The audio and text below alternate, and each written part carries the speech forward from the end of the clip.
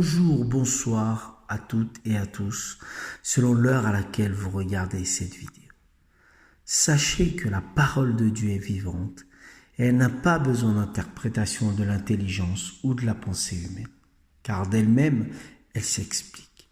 Elle est tellement immense, vaste et par-dessus tout magnifique que l'on ne peut tout connaître.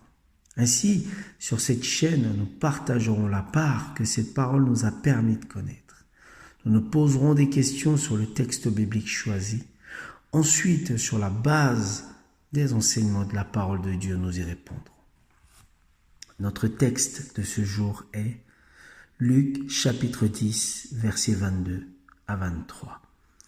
Au même moment, Jésus est rempli de joie par l'Esprit Saint. Il dit: Père, Seigneur du ciel et de la terre, je te dis merci. En effet, ce que tu as caché aux sages et aux savants, tu l'as fait connaître aux petits.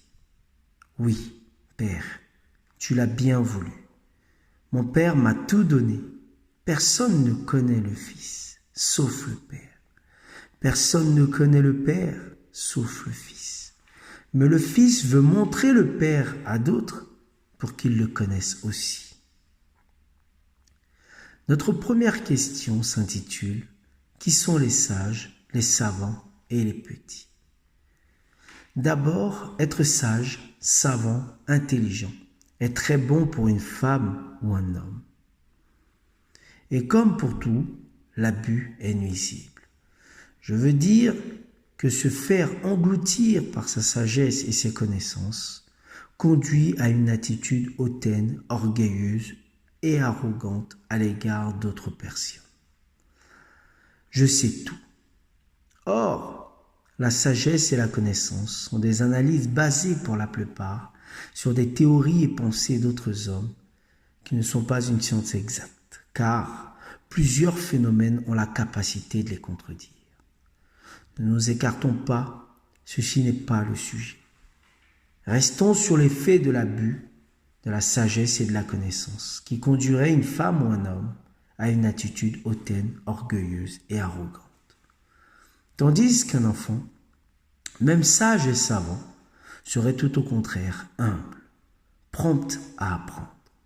Surtout, il ne se laisse pas guider par sa sagesse et sa connaissance, mais plutôt par son cœur. Et c'est ce que le Seigneur se révèle.